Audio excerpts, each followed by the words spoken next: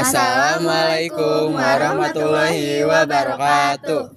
Kami dari kelompok 5 berperan sebagai penyedia paylater. Shopee Paylater adalah layanan kredit instan yang memungkinkan penggunanya untuk membeli dan membayar nanti, atau yang disebut dengan cicilan.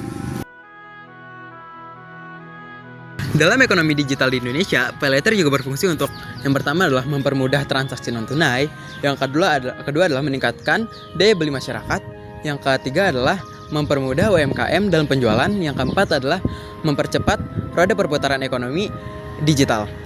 Namun dalam mempermudahkan itu ada resiko yang harus kami tanggung dan kami kelola.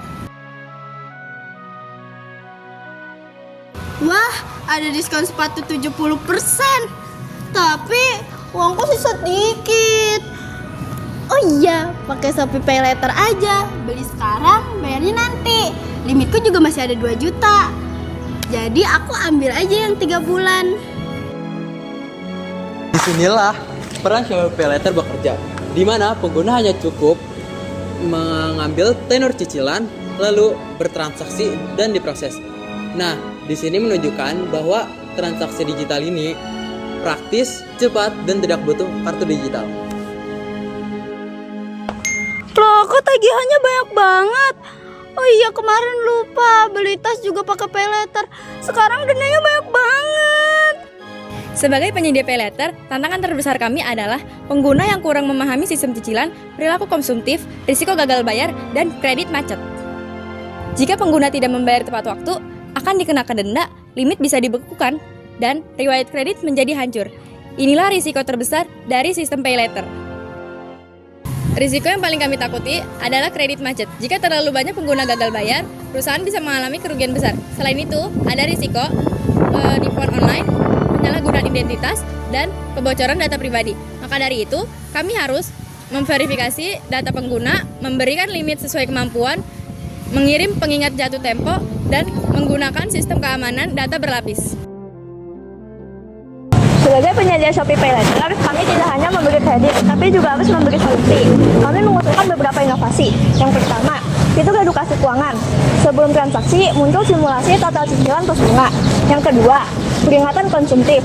Jika pengguna terlalu sering berbelanja, akan muncul notifikasi apakah ini kebutuhan atau keinginan. Yang ketiga, skor positif keuangan. Pengguna yang disiplin membayar tepat waktu mendapat limit lebih besar, promo khusus, dan bunga lebih rendah. Yang keempat, fitur batas pengeluaran. Pengguna bisa mengatur sendiri batas maksimal penggunaan paylater per bulan. Dengan ini, sistem akan lebih sehat dan aman. Dapat kita simpulkan dari simulasi yang kita lewati ini bahwa Shopee Paylater meningkatkan daya beli pada masyarakat, mempermudah transaksi, dan juga mendukung ekonomi digital.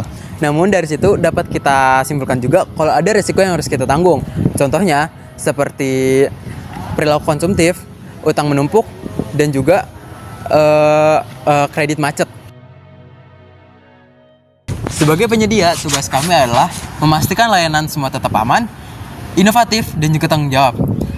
Nah, karena di Indonesia ini pembayarannya menuju cashless dan semua juga harus dipikirkan secara bijak. Sebagai penutup, kita jadi tahu bahwa penyedia paylater bukan hanya tombol bayar menanti, tetapi juga ada sistem analisis risiko dan juga perhitungan yang ketat di baliknya. Nah, mereka bukan cuma ngasih utang, tapi juga menilai kita apakah kita dapat dipercaya atau kita hanya kalap saat melihat diskon. Paylater bisa jadi solusi saat butuh mendadak, tapi bisa juga jadi masalah kalau dipakai cuma karena lapar mata. Jadi intinya bukan paylater yang bahaya, tapi cara kita menggunakannya yang menentukan. Kalau benar, dia membantu. Kalau enggak, ya tagihannya yang bikin pusing. Semoga dari presentasi kali ini kita bukan cuma tahu cara pakainya, tapi juga tahu cara mengendalikannya. Karena yang harus bayar nanti itu transaksi, bukan masa depan kita. Sekian video presentasi dari kami. Maaf jika materinya kurang. Kami harap teman-teman bisa mengambil sisi positif dari video kami. Kurang lebihnya mohon maaf. Wassalamualaikum.